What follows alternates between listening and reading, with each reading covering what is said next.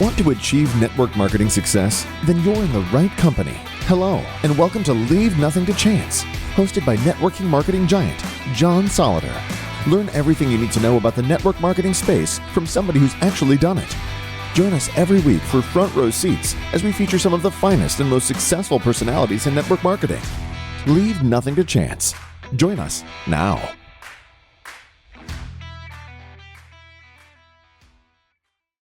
Well, Ron Forrester, Leslie Hocker, long time friends of mine. Leslie is a repeat offender. She's been on the show before, and everybody loved her so much. I get requests from people as they listen to the show. They go, "Hey, we want to hear more from this person, that person." So you should be honored. You were on the list of people that everybody said, "Hey, we want to hear more from this lady." So welcome back, Leslie. Appreciate it. Thank you. I'm very honored. I love helping people. That's part of what makes me continue being involved in network marketing.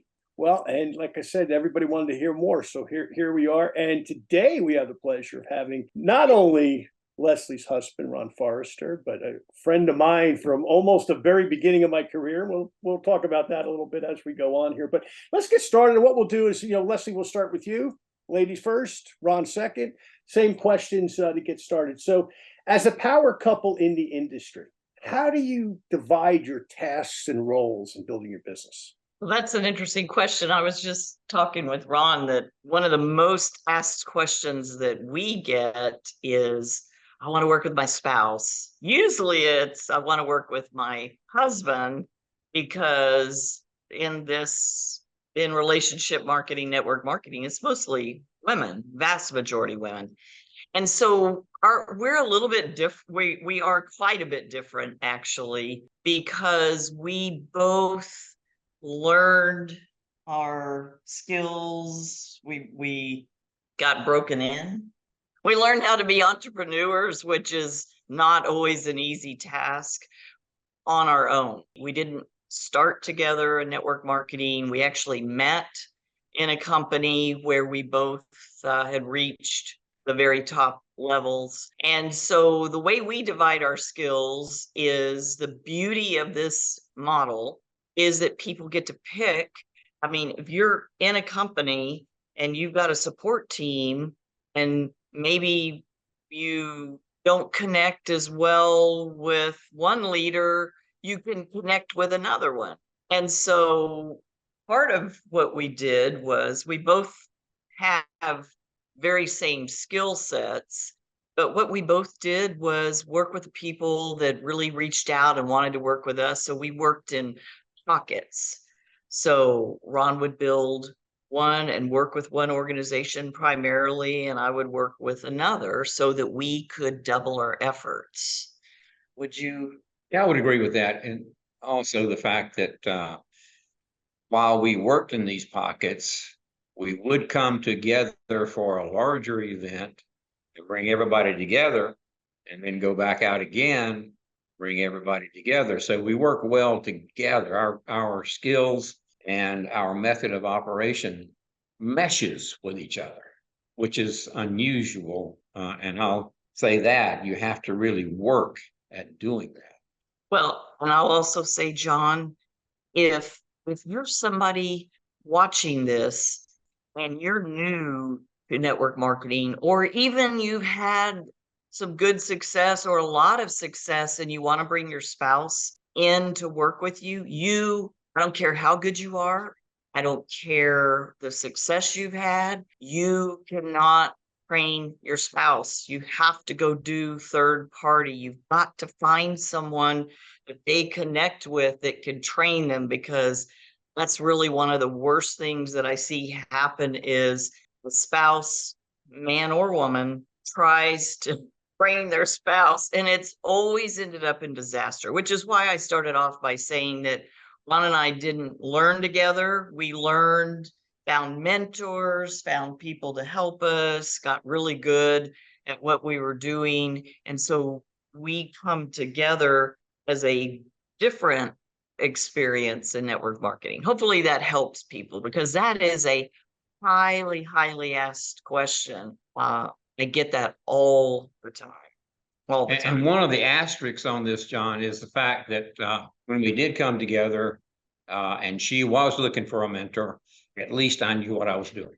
Well, yeah, because the story is Ron taught me everything he knows. So he tells people that regularly. So we're going to let him believe that. I don't know. I keep seeing an elbow going into his ribs there, but with that comment. But well, let's talk a little bit about the industry now, and let me set this up for you guys a little bit for our listeners. You know, we don't need to tell everybody; they certainly know. They've lived the same experience as we all have the last few years, right? The world's gotten crazier, right? We had this little thing called a pandemic, right? They told everybody stay home, and a lot of us discovered Zoom and things like podcasts, which was a good thing, but there were a lot of bad things out of that.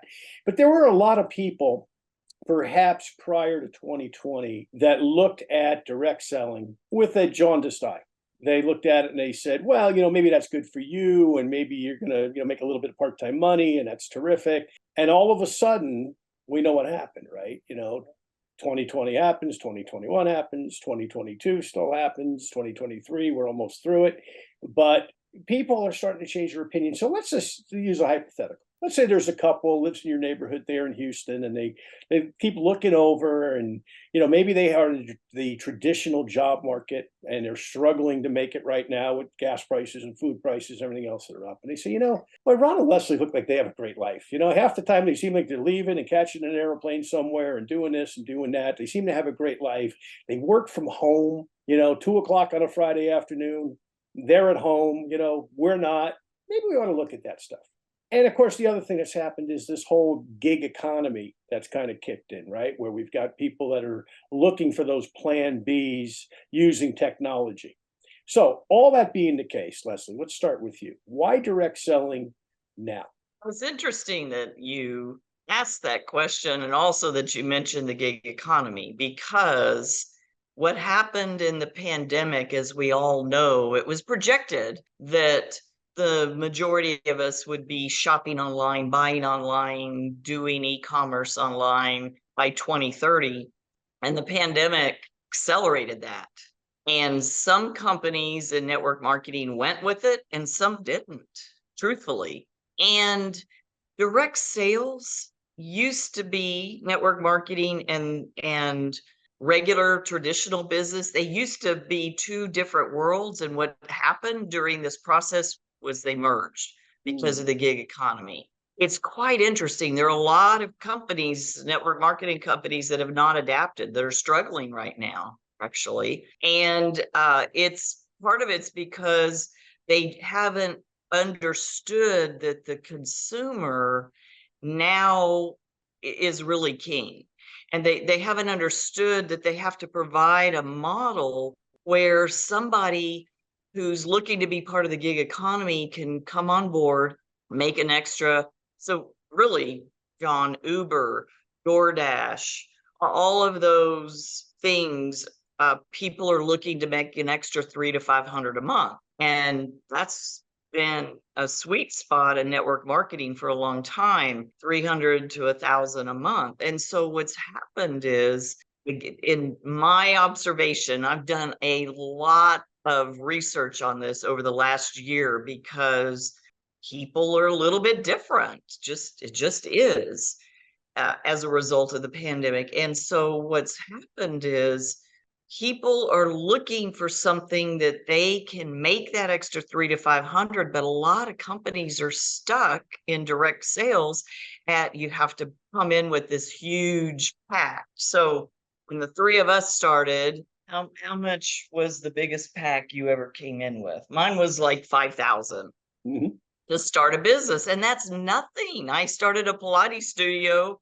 and I went to the bank and got a loan for 60 grand, which is not a whole lot of money to start a business, but it's way more than like what we do now, where someone could start a business for 20 bucks. And so to kind of pull this together, the gig economy is people looking to make money online from home, hopefully, where they can make that extra 300 to 1,000 a month without even building a team. And there aren't a lot of companies out there right now that create a platform that you can do the customer side and do a team building side. You could choose or do both. Clearly, you help other people, which is what Ron and I love to do. And you've done. Help other people do that. You'll make more money. But there are a lot of companies out there. It's funny, John, they're trying to set up affiliate programs. I don't know if you've seen that. So they have their company, and now they're trying to set up an affiliate program, which is a customer sales funnel. They don't merge it into the existing funnel. It leaves the whole base confused. It's the most insane thing I've seen, but it's the indication that direct sales has changed, where the gig economy has changed direct sales, and direct sales companies that have not adapted, they're not going to make it.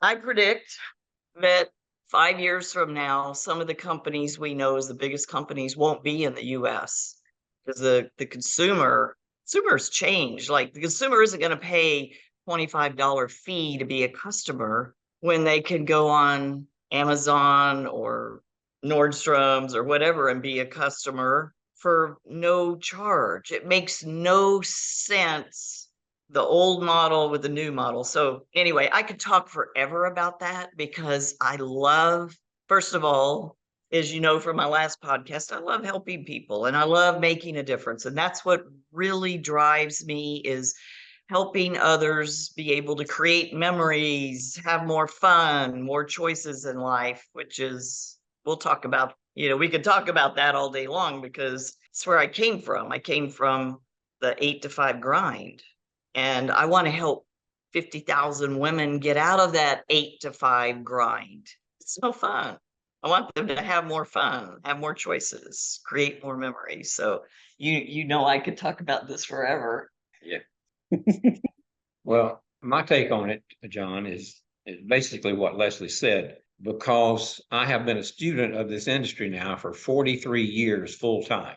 And as a doctor of pharmacology, I got involved in it full time when I was 35 years old. So I've observed many, many different impacts on the network marketing, and on traditional sales, and on direct selling, just like you have. And what all three of us did in the beginning, it's impossible to do now. You and I and Leslie were involved in a company where we sold $4,400 packages. That's what they came in with. And we sold how many of them a month? I mean, many of them a month. Yep. But then here is the issue for today. People get their information very quickly, all of the information. And one of the things that we had going for us is that information wasn't all that available. So what we did and what we showed people and what we helped people accomplish was the information they had, and they took it and ran with it.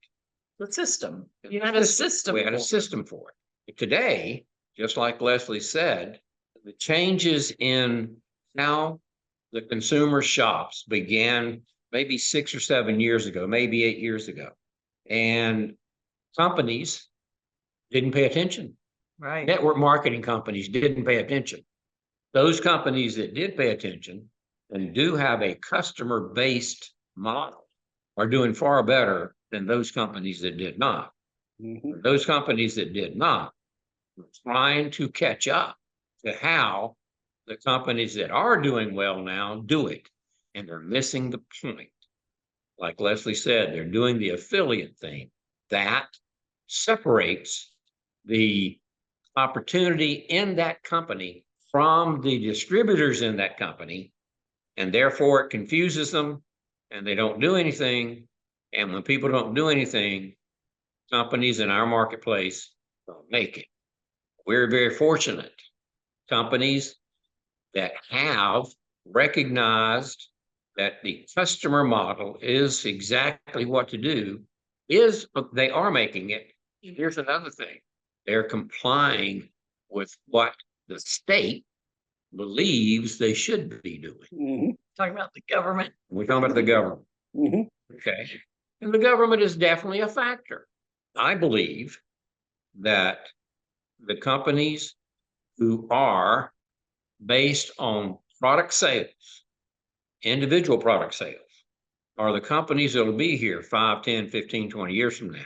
And the distinction is that it's the same company, it has a customer funnel that's separate from the distributor or the brand partner funnel. But then But you get paid. The difference is Mhm. any of those customers that decide to buy as a customer can flip to being a distributor without having to buy a whole bunch of inventory like all three of us have. Mhm. Okay. So that's the big, huge Shift. aha for companies now today that set up in this industry. This is exactly how they should be setting up, to be product oriented, not sales oriented. What do you mean? When I say sales, I'm talking about racking up huge purchases as a sale, and then those people have to go and sell that. Leslie asked a question a minute ago. How much did we come in with? You know, at one time, I sold a package that was $147,000 Years ago. to one man. Yeah, years ago. This was in 1988. One man, after talking to him for 20 minutes. But then I did something that people have to do whenever they buy big packages like that.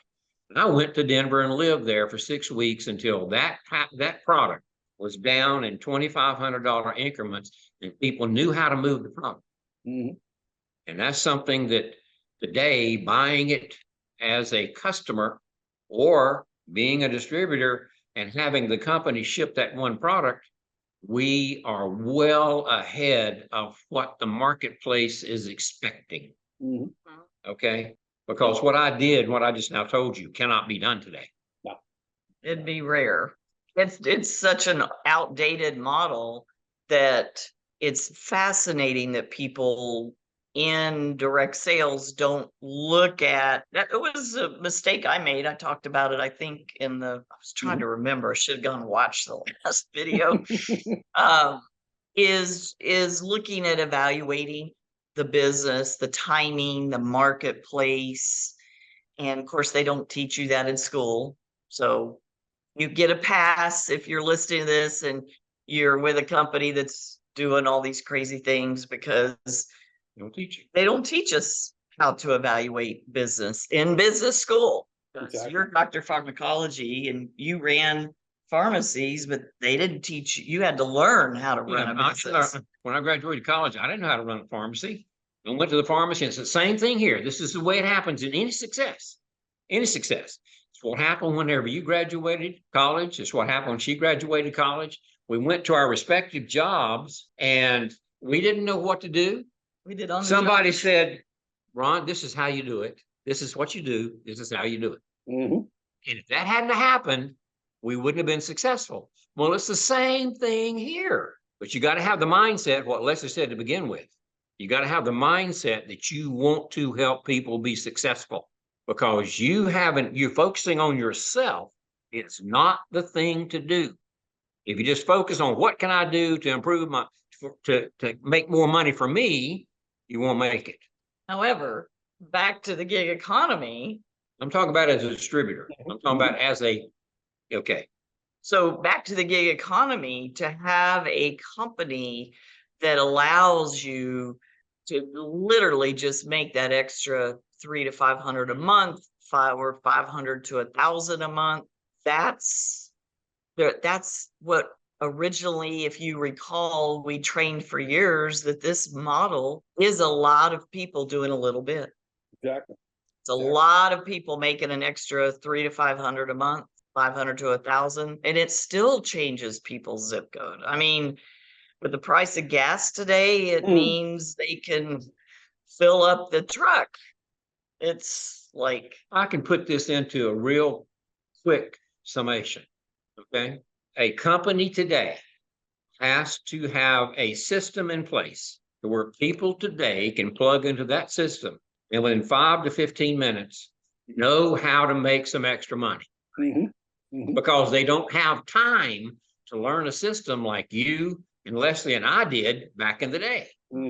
They don't have the time to put into it. So today, companies have to have systems in place where people can learn it in 5, 10, 15 minutes, start making money, and then learn the rest of it as they go. And if they wish to go further, they're learning the rest of it. Right. That's the key. And that's a huge shift. It's funny you guys say that, because sometimes you'll go to something and you'll see somebody in the front of the room teaching the complexity of the complex, right? Here's what happens when you get to the top and these percentages and da da da da da da. And I sit there as somebody doing this, for 40 years, like you guys do, and go, just show these people how to make $300 to $500 a month so that they can pay their utility bill because it's gone up at least that much, no matter where they live. Show them how to do that. And to your point, Ron, they'll figure out the rest, but they'll go further because they'll have the confidence and a desire to say the business is working. I think back when I started, 100 years ago, 41 to be exact, and I heard about Jerry Satanovich, right, with Herbalife, right? Okay. And Jerry Satanovich got a check, and I think it was 19 cents. I don't remember the number. So it was like a check you wouldn't even bother to cash, even then. But I'll never forget the first presentation I ever went to where I heard her speak in about 1983. And she talked about that check. And she said, I went and I put it in the bank and it cleared the bank and I knew the business was real. Exactly. And our people, humanity hasn't changed in 40 years. It's that same thing, to your point. It's that confidence that, I spent 15, 20 minutes learning a system. I went and I did it. I made 3 sales and I put $150 in my bank account. Hey, this is going to work. Tell me more.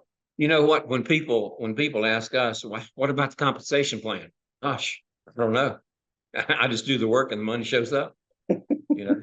I don't get into the intricacies of the compensation plan. Exactly. The compensation plan is not what's going to make you money. Yeah. The one caveat I will say to that is what I've observed with the shift in direct sales is it does have to be a compensation plan that will pay someone who just wants to focus on customers, on selling the product.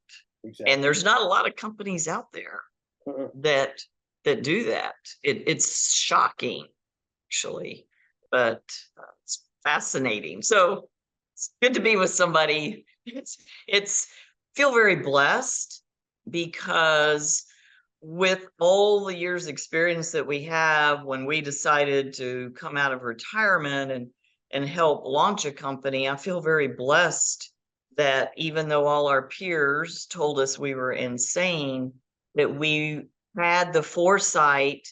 Actually, that's what we were looking for. See, we retired, John, and we were building an online for brick and mortar businesses, how to do SEO, how to do all this stuff. So we actually went, it's so funny. Think about this. This was 2011. We were looking, 2010, 2011, we were looking for a company that would drop ship straight to the consumer.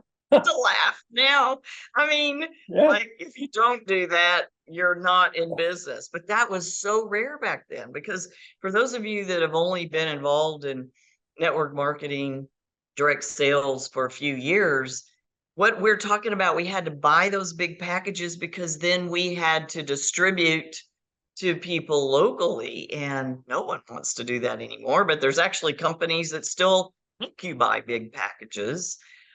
But that was how I feel very blessed that's because we had that business.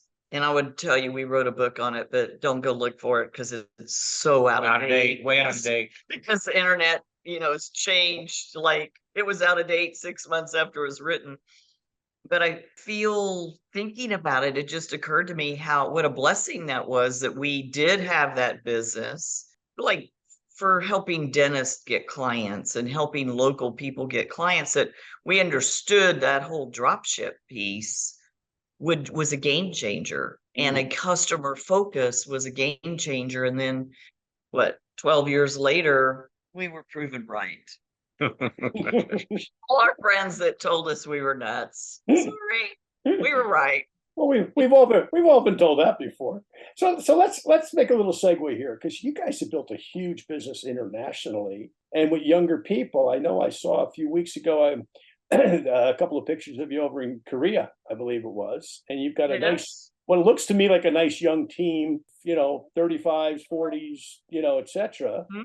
So let's talk a little bit about international recruiting, number one. Number two, getting younger people into the business. And as part of that question too, just how you've operated in a market where obviously, last I checked, you don't speak Korean. So how have you done all Well, I can say hello and thank you in Korean. that? Yes, it's a team of moms that have never been involved in network marketing, direct sales before. It's so much fun because generally in that market in Asia, it's tends to be men. And so the team is like 98% women with children. And the answer is the same if you'd asked me 20 years ago, and that is you have to find a bridge. And by that, I mean somebody in your local town, market, country that speaks both your language, so in our case, English and Korean. And so really, we knew someone, actually a couple of people We actually recruited two people, one in Atlanta and one in Houston. Hmm.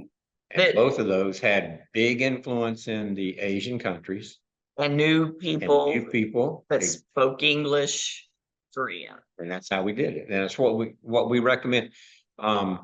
The A&MP Mhm, has asked us to speak on this. mhm. And we'll sit in front of those hundreds of people and say this very same thing.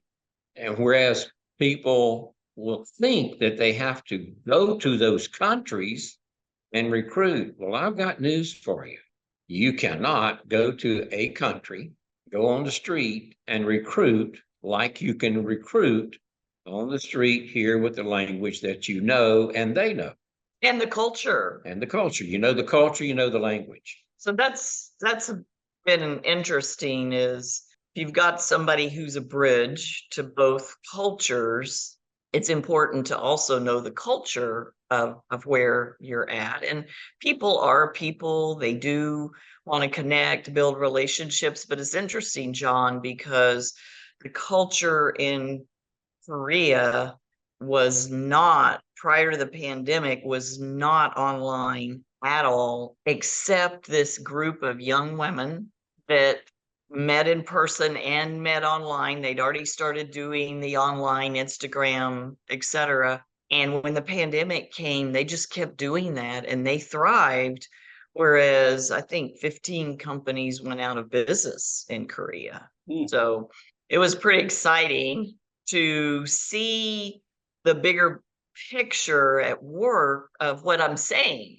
I mean, they're like, we have one young woman.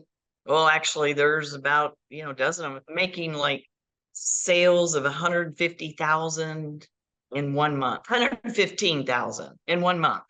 Products, just products. Thrilled beyond whatever, at beyond her wildest dreams at being able to do that and make a difference for her family. And so then it's Something to remember too, these products not that expensive. right. It's not a big ticket. Not a big ticket item. That's what they're doing. So it's fun. It's great. It's the dream of, for me, of why I love this business is empowering people to have more choices in life and to really go for their dreams, to be able to create memories with their families. And that's what you see Ron and me doing. That's I think that might be a question you said you wanted us to answer, but I don't remember the exact question because I just barely glanced at it. But so I'll wait. I'll bring it up if And it's the same way, we've been talking about Korea, but it's the same way in any country. Mhm. Meet people locally and ask them the question, who do you know in? Who do you know in? Well, that works for states. And it's the same thing here. You ask that question, you've got a wall behind you, and it's got the name, the title of your book on it. Mhm. Leave nothing to chance. And that is absolutely a fact. I have a saying Oh, I know. I have a saying that says every question you don't ask is already a no. So leave nothing to chance. Ask, because the worst that you're going to get is what you've already got, Which and is that's a no. Mm-hmm. So if you ask, the odds of you getting a yes are pretty good. Exactly. So just ask. Well, so. We'll give a plug I for have your I, well, I book. have to reference that. There's the book. I gotta also. Well, you got to hold it. There you go. I Okay. Leave Nothing to Chance. And There you go. Ron and Leslie's story is in Leave Nothing to Chance, by the way, folks. Mhm. Available in English and Spanish on Amazon. Who else? Well, and it's great too, because I look at those ladies' faces, Leslie, when I see you over there, and I see, despite the language barrier, I see them looking and saying, like, we've met our mentor, we've met our leader, like we all had somebody or somebody's in our careers that mentored us. I see that in those women that how they look up to you, and Ron as well, of course, but the women, I see that youthful exuberance in those ladies the way that I saw that in us 30 years ago, and it's great to see. So let's talk a little bit about life lessons. And all these years in this industry, right, we learn a lot. And what's funny is people like yourselves that have been super successful, everybody thinks you have no problems because you're super successful in multi-level, right? It doesn't rain on your house, right? You don't get the hurricanes when they blow through Houston. Your kids get straight A's. Well, your kids are all grown, but I mean, they get straight A's in school, right? They never get a call from the principal's office. I mean, this is the kind of stuff that people think. So let's talk about the reality of building a business in network marketing while going through life, and some of the lessons that you've learned, and whether they're hard lessons or whether they're just the great lessons, right? Because we've all had our share of both. And Leslie, let's start with you. Wow, that's it's called Life Happens to all of us. Some people say something different in life, but it's a clean show. So.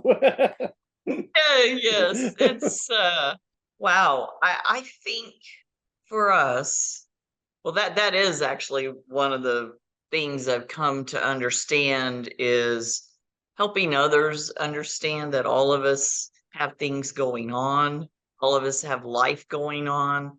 The most recent was we went on a bucket list trip. We earned a leadership trip to Jackson Hole, where we went whitewater rafting and horseback riding in the Teton National Forest, actually up on the ridge. And what else did we do? We went to Kemosabe. I got my first cowboy hat. I have boots. I've had boots, but no hat. So lived in Texas, what, Long time. plus 40, over 40 years with no hat. Hiked up in the top of the Tetons, just had a blast. Come home. Of course, we've been gone for 5 days, so got a lot to do with the business. And we get home, and our power was intermittent, not working. House was 98 degrees at 9 o'clock at night. The walls were hot. So after 2 hours of trying to flip and work with breakers and all of that, we ended up in a hotel with winter clothes because it's much colder. We were laughing about that because Ron said, at least we don't have to unpack. I think I said, yeah, but we got sweaters. But that's beside the point. The point is we work together as a team. And the beauty is I had my laptop and my mobile, and I did what I needed to do from a hotel room, because life is going to happen. And the beauty of being in a partnership is that Ron came here and worked with an electrician to figure out what needed to happen. And we spent several nights in a hotel room, and we just made it fun. This is an adventure. It's also a benefit of this business, not the remoteness that Leslie's talking about, or the ability to work in any place that you are, but the fact that, hey, even during that time, the money still came in. Okay. But yeah, we've had hurricanes where we had no power for No power 3 for weeks. 3 weeks, and the money still came in. So that's why having an online business is really important, because with people in other parts of the country or other parts of the world. That's part of the motivation, because we did go without power a number of years ago for 3 weeks, but the business did not go on for local people, but it went on for people around the world. But I would say, Ron and John, the biggest lesson for me is I've shifted my focus. So when I first started, it was all about me. I wanted the money, I wanted the success, I wanted the freedom, I wanted all those things, and I wanted out of the 8 to 5 grind. And so I worked really hard. And what ended up happening was I got to see how much I could affect other people's lives. And I forgot about myself, ourselves. And that's when our income really started climbing. But the point I was going to make is there's a balance. So what's most important? It's where I stepped back and had to ask, what's the most important for me? And family is so important. And so what Ron and I had a conversation about, the biggest focus for us is creating memories. And then I realized that's what really we're doing for other people, but we need to do it for ourselves. So when we travel, normally, like if we travel for an event or we travel for whatever, for business to an interesting place, we stay an extra day Or two. We take the time to go create a memory for ourselves that we can carry with us. We take the time to create memories. We just had our grandson and one of our daughters in, and we went to a AAA baseball team, and we went to the water park, and oh my goodness, that was fun. And went fishing every day. It was so funny because it's just about being able to do those things. And yes, work went on. So really, we shifted from spending more time on our business to spending truly in the cracks of the day, like driving an hour to the water park. That was some time I could spend in the car doing a little bit of work. But it's really about, at the end of the day, I think the lesson is helping others be able to create more memories and remembering to do that for ourselves. So what are some of your life lessons? I think one of the most important life lessons I have learned, it's something I touched on a few minutes ago, because I am, or I have been in my life, I no longer am, a big introvert, where I would rather be running from you than talking to you. And I have learned that truly, when I say wealth, I'm talking about wealth in families, wealth in friends, wealth in money. But the friends thing is really important, because I learned something in 2 years in my life. In 1972, one of my mentors passed away, who was a billionaire. He was 42 years old and had a heart attack. And there was only 13 people at his funeral. Okay, I'm one of them. Then in 1985, another man who happened to be a family friend passed away. Now, this man and his family was far poorer than ours. And I don't mean to say I was poor. I was wealthy in love. I never had anything. I never lacked for clothes that I needed or food that I had to have, but things that I wanted, I didn't have. So in 1980, and this man, his family had less than that, but he did anything and everything it took to put food and clothes on his kids and on the table. In 1985, he passed away of a heart attack. And the little town I grew up in was 4,000 people. And there were 6,000 people that turned out at his funeral. The highway patrol had to come in and route the traffic. That's a big life lesson. Because the way he got there is exactly what we've been saying all along, is being of service to people, helping to change their lives, because that's what he did. And that was a big life lesson for me. And so, like Leslie said a few minutes ago, early on, it was, hey, what can I do for myself?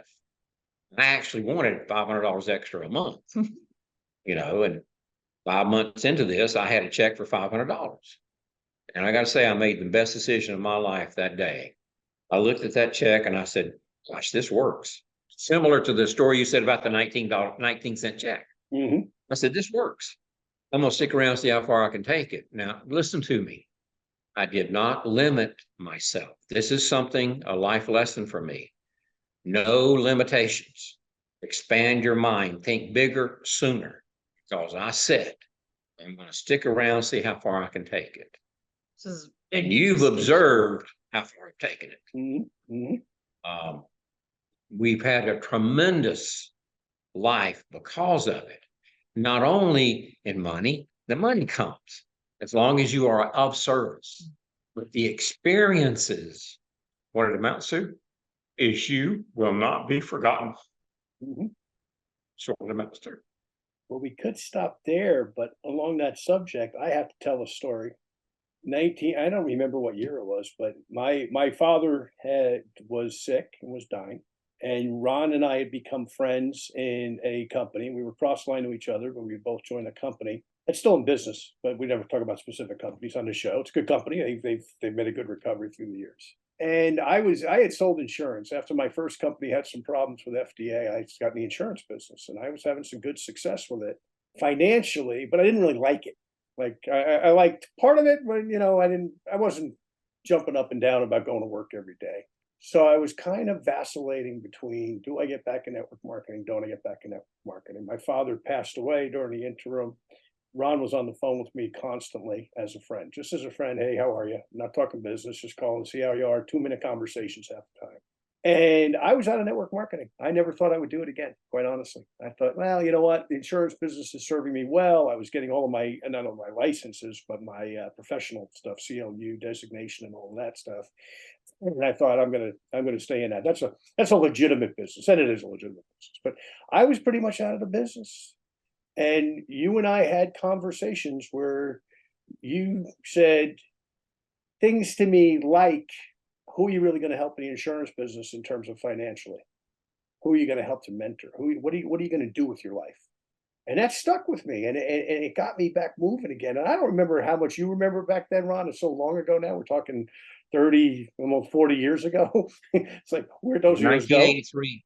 Yeah, and anyway, I appreciate that so much, and so does my family, and so do people I've worked with around the world. But let's talk about that a little bit. What did you see in me that I didn't see in me necessarily as somebody in being this field and this role and everything else that eventually happened? You were a young man, John, that did not give up.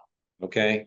I learned when I was 19 years old that Winston Churchill said in 1946 at the Oxford commencement exercise that he was invited to speak. He came in on stage in his overcoat and had his brolly and his rubbers on, and it was raining like the dickens. And the stage manager said, "Let me take these for you." He said, No, that's okay. I'm going to keep them. I'm not going to be here that long. And he stood up in front of that group of young men. And this is what he said. This is his whole speech. Never, never, never give up. And walked off the stage. Well, that became my watchword. And I saw you not give up. You weren't giving up on network marketing. You weren't giving up on your life. You were moving ahead and not stopping. And you simply needed some direction, because I could tell at the time that you were having those thoughts about work and all this. And I'm pulling my chain here, but I could tell it. And I knew that in the network marketing thing, there would be challenges every day that would keep your life interesting. Mm-hmm. It's a great way to look at it. That's what happens. Mm-hmm. Life has been really interesting.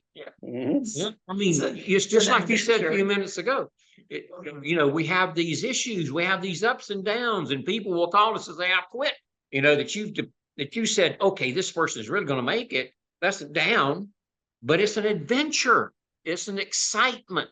It's new things happening every day that's not the same thing over and over and over. And I know what it's like to be over and over and over as a pharmacist, going in and filling prescriptions over and over and over and over and over, and talking to a doctor over and over and over and over and over, and listening to the patient tell me the same thing over and over and over, and not listen to what I had to say to them. Hand me a prescription that's full of germs every day, over and over and over, and knew that I did not want to do that.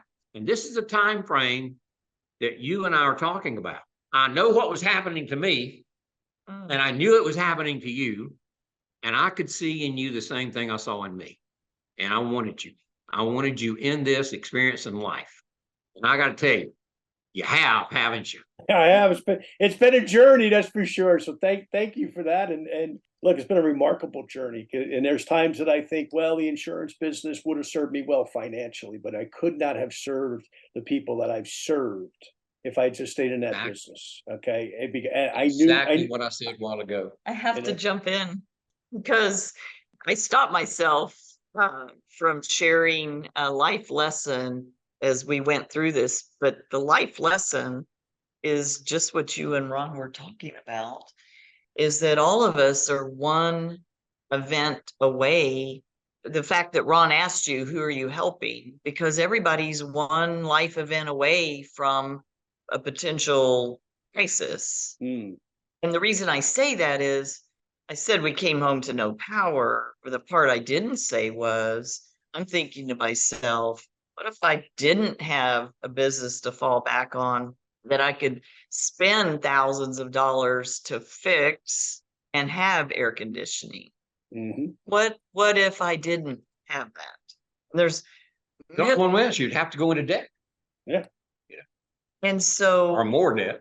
The ability to be able to help people navigate life by giving them a vehicle to where they can fill in when the crisis happens. And even, as you and I both talked about, even, and as you're saying, John, travel, spend time with family, reach their goals and dreams. That if people choose to take it that far, but at worst case, know that they have something in addition to your job that you can pay for the crises that happen in your life. They all happen.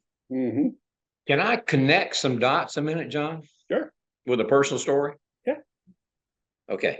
When I moved from North Carolina to Texas in 1993, my brother actually said to me, I'd been out of pharmacy at that time for 7 years, working in this industry, making some really seriously good money. He said to me, go down there and get a regular job. Get a real job. Sure. And I said to him something, and I hope people listen to me. This is not the end of the story, but I said to him something. I said, you know something? I can't settle for. I think that's the key to having success in this business, is someone that doesn't want, like you knew you weren't wanting to settle for. And then in 2010, that same brother called me. This is after the 2008 debacle of the economy and the housing and all this. Now, my two sisters and my brother are all successful. Okay, very successful. In their own businesses. But they're standard businesses, traditional businesses. And he called me and he said something to me.